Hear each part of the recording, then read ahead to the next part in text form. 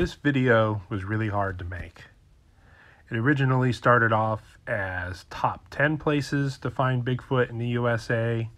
Originally before that, it was going to be North America, where I was going to include Mexico and Canada. But then I pretty much just narrowed it down to the United States. And then even from there, it was incredibly hard. And if I made it top 10 places, this would probably be a half-hour long video, 45-minute long video. So I decided to narrow it down to top 5 places. Now, this is by no means a comprehensive list. Your list could be completely different. None of these places, all these places could be on your list. This is just simply my opinion. There could be other areas, like Wyoming wasn't on my list. They could be loaded with Bigfoots, more so than some state that maybe that's on this list. But we simply have to look at where there's people, where there's Bigfoots, where they're commonly seen, where they're documented, where we know there are. The unknown is the unknown. And we can only speculate pretty much everything about this subject. There's a lot of speculation involved. And when it comes to North America, specifically the United States and parts of Lower Canada, there's tons of these things. These things are everywhere. They've proven so resilient. They're seen in the deserts. They're seen in the oak kind of scrub areas. They're seen in the low deserts. They're seen along the border, both borders between Mexico and Canada. They're seen in real high alpine country. They're seen in the most extreme environments. They're seen very close to really big cities, places where you wouldn't think water source. Pretty much if you can support a deer or say like a mountain lion or a bobcat or even coyotes for that matter, if you can support life on that level, you could probably support a Bigfoot. And like I said, I think they are migratory. I've said that in other videos. I think certain ones stay put and certain ones move around. And so this list was incredibly hard. So this is just my list and how I feel about it. So let's jump into it. So number 5, if you're a hardcore Bigfooter, it's probably not going to come as any kind of a shock to you.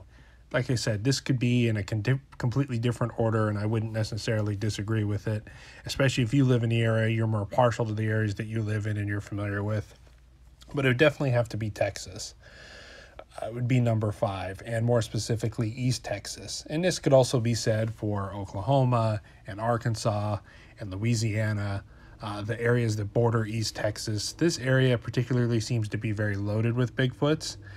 They seem to have type 1s and type 2 Bigfoots.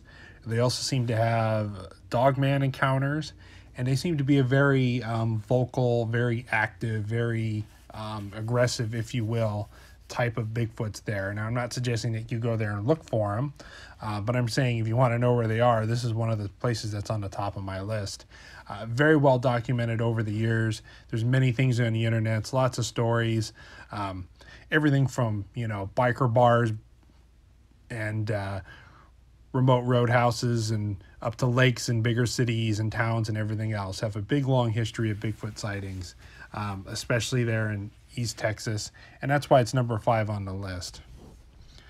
Number 4 on this list, like I said, was also very hard to figure out a place for this. Every time I had this video in about 3 different orders of where everything was, and I said, you know what, I just got to put it down. Number 4 would be Oregon. Oregon, you have California to the south and Washington State to the north, and all those states are just so loaded with Bigfoot encounters, and even Idaho and Utah and all the other areas. But being part of the, the upper parts of it being part of the Pacific Northwest and then kind of coming on down into California, Oregon is just absolutely loaded with them, especially there towards the coast, but even all through the mountains and the more arid areas. This place is just, especially around like Mount Hood and some of those other areas, it is just so loaded with Bigfoots. They got a ton of sightings. There's a big culture of them up there. There's lots of people have encounters there. It really, really fits in, especially between California and Washington, which are also on this list, if you guys could have guessed.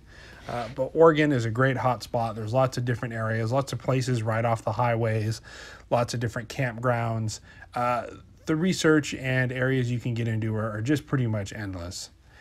So it brings us into number 3. Number 3, like I said, it was very hard to put on this list. Very hard of what order we were going to put it in. But for me personally, it really hits home for me because it is my home. I'm a native Californian. I visited many parts of this state, And what California has on some of the other states is its vastness. Now, there are other states that are bigger than it as far as square mileage, but we have the lowest point in the United States, one of the lowest points in the world, Death Valley. We have some high mountains, very vast mountain ranges. We have lots of coastline and beach and desert and redwoods and sequoias. We have such a varied landscape and topography. And what's kind of shocking is when you really get into this, you realize they're seen everywhere. They're seen near the coast, they're seen inland, they're seen in the high deserts, they're seen in the mountains, they're seen in everywhere from Big Bear, which is down south, to down towards the border with the whole Zuby stories, all the way up north past Sacramento, all through Yosemite National Park, the whole missing 411 stuff, and Kings Canyon and Sequoia, then going all the way up to the top of the state with Redwood National Park and going on into Oregon. These things are just everywhere in California. So that's why it's number 3 on the list. Number 2, it's getting harder and harder to narrow this down. We've had a lot of West Coast stuff on here, and then Texas. So I think it's about time. The Northeast has a lot of them too. But one of the biggest hot spots of the area is Ohio. Everybody's heard stories about the Ohio grassman. And that whole part of the United States, even Indiana, Michigan, and then even go a couple states over to Wisconsin and Minnesota. Then Pennsylvania's got lots of them. Upstate New York's got lots of them. West Virginia, Kentucky. Oh my God, I just think of all these states, especially going on down in the South, just loaded with so many Bigfoot sightings, not to mention Dogman sightings and some other cryptids. And, Virginia with the whole Point Pleasant thing. And there's just so much going on in that area. But Ohio seems to be a really big hot spot. There's a lot of deer hunting and sportsman activity going on out there, and the Great Lakes. And, you can have harsh winters and warm summers, and it kind of depends. But it seems Ohio being a pretty broad state, a pretty big state, and some varied landscape. Ohio definitely makes the list. There's tons of reports. There's lots of stuff going on out there. Just go on to BFRO website, and I think it's like 1 in 100 sightings or 1 in 1,000 sightings actually makes their website, just because people don't report them. So number 1 was a fairly easy pick just because of all the stories, the surrounding states, and I think it's a beautiful place. It's Washington State. It's kind of ironic. A friend of mine moved to Washington State from Southern California, and he doesn't believe in Bigfoot. He doesn't think it exists. But I'm like, dude, you're in the Bigfoot capital, especially up there the border near Canada, and especially crossing over into the other states, and then all the way down into Oregon, especially the peninsula coast there, even around Seattle, Mount Rainier, Mount St. Helens, all that stuff, and even going out east. Where it's a little more drier and a little more arid, they still have tons of sightings. Washington is just loaded with them, absolutely loaded with them. And it just seems that every nook and cranny and speck, especially you fly over the area, because you think of Washington State as being fairly populated, and it is. But you fly over it, like I flew over it recently when I went to Alaska, and it was just like, wow, we're flying for an hour and a half, and all I see is green. You see the occasional city and the occasional road, but it was just so many hundreds of thousands of acres, millions of acres of green woods, wilderness, everything you could possibly imagine. They don't have super severe winters in some areas, and they have fairly temperate summers. That's why they're so green. Being like, and they get a lot of rain, which is all stuff to support large wildlife, to support Sasquatch, to support its prey, to support the plants that it eats.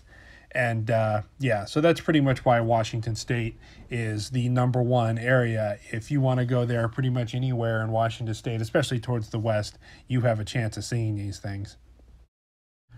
Like I said, this was hard. There are so many honorable mentions. There's so many places I could have been on this list. Maybe I will go back in a few months and do a top 10 or top 15. Montana's loaded with them. Everything from the Badlands to the mountainous areas going down into Yellowstone National Park. You East Coast guys, Maine, all along the Appalachian Trail going all the way down south. It's loaded with Bigfoots, lots and lots of sightings every year. All through New England has had classical sightings. In the Southwest, places you'd never assume, like Arizona, New Mexico, Colorado. Colorado's got tons of them as well. Utah's got tons of them. Nevada in parts have tons of them. The list just goes on and on. You could pretty much pick any state and probably have an argument of why it should be number 1. Like I said, Utah, Nevada, northern Arizona with the red walk and the Mogollon Rim, the famous Mogollon monster, Colorado. It just all through the Rockies, any of the Rockies states, it's really hard to discount them as not being a place where you can find Bigfoot. Like I said, they're everywhere. So maybe I should expand this into a top 10 one day. Let me know what you think in the comments. Let me know what your favorite area is, and where you think a good place to find Bigfoots are, especially if you're from a home state that maybe is not on this list or I didn't really talk about. So thank you very much, folks. Please stay safe in the woods, and have a pleasant evening.